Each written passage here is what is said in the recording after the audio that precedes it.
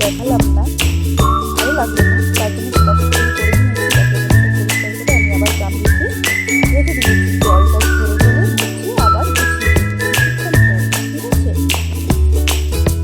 দেখো আমি মুছিয়ে পরিষ্কার করে সব কিছু জিনিস গুছিয়ে দিয়েছি। দেখো এবার তার থেকে দেখো কত সুন্দর দেখতে লাগছে। আর কিছু কৌটো কেনা হয়েছে নতুন, ওগুলো পরে বের করবো ঠিক আছে, তখন তোমাদেরকে ঠিক দেখিয়ে দেবো।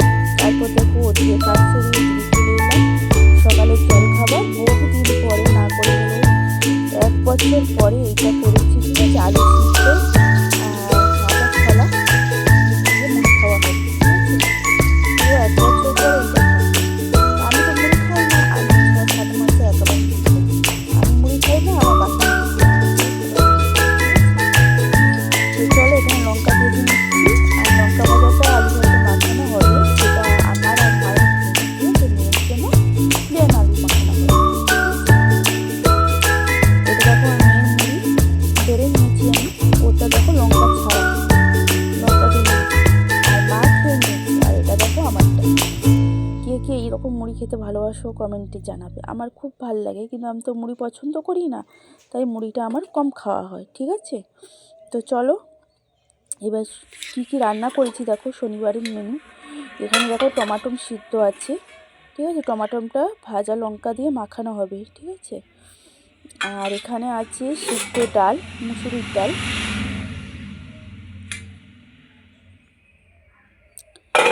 আর কি আছে দেখি চলো। এখানে দেখো আছে বেগুন ভাজা। বেগুন ভাজাটা হচ্ছে আমার মেয়ের খুব প্রিয় খাবার ঠিক আছে। আমার বাড়ির সবাই বেগুন ভাজাটা খুবই ভালোবাসে। আরও একটু অন্যরকম করে ভাজলে আরও টেস্টি হয়, সেটা সবসময় হয়ে ওঠে না। আর এদিকে দেখো গরম গরম ভাত।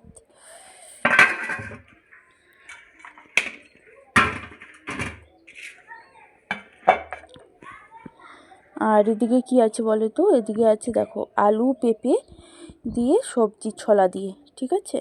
এটা হলো শনিবারের মেনু। তারপর রান্নাবান্না সেরে দেখো আমার পুরনো ঘরকে চলে গেছিলাম, মানে পাশেই পুরনো ঘরে বাড়িতে ধনেপাতা হয়েছে, তো ওখান থেকে আমি তুলে নিয়ে চলে এসেছি। দেখো অনেক দিচ্ছিল, আমি বলেছি না শুকিয়ে যাবে, ওগুলো নিয়ে চলে গেল, আমি তার জন্য অল্প করে নিয়ে এসেছি দেখো।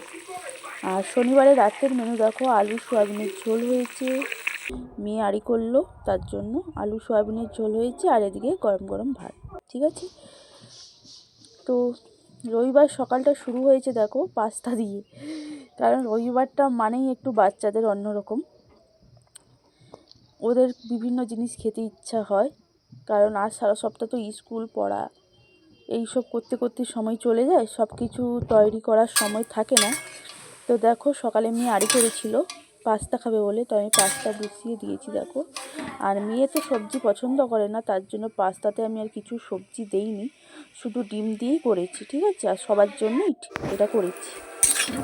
তো পাস্তাটা সিদ্ধ করে নামিয়ে নিয়ে দেখো আমি এখানে ডিমটা ভেজে নিচ্ছি ঠিক আছে। আর পাস্তাটা দেখো আমার সিদ্ধ হয়ে গেছে, জলটাও ঝরিয়ে নিয়েছি দেখো, পারফেক্টভাবে সিদ্ধ হয়েছে, খুব সুন্দরভাবে সিদ্ধ হয়ে গেছে কিন্তু। আর চাইনিজ খাবারটা আমি একটু বাড়ির মধ্যে ভালো বানাই, তার জন্য সবাই আমাকে এটাই করতে বলে চাইনিজ খাবারটা।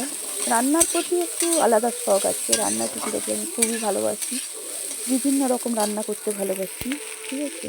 তো দেখো এখানে ডিম আর পেঁয়াজ দিয়ে পাস্তাটা আমি করে নিয়েছি, আর কিছুটা টমেটো কেচাপ দিয়ে দিয়েছি ঠিক আছে। দিয়ে আবার কিছুটা আমি ভাজা ভাজা করে নেব, তারপরে মেয়েকে খেতে দেবো।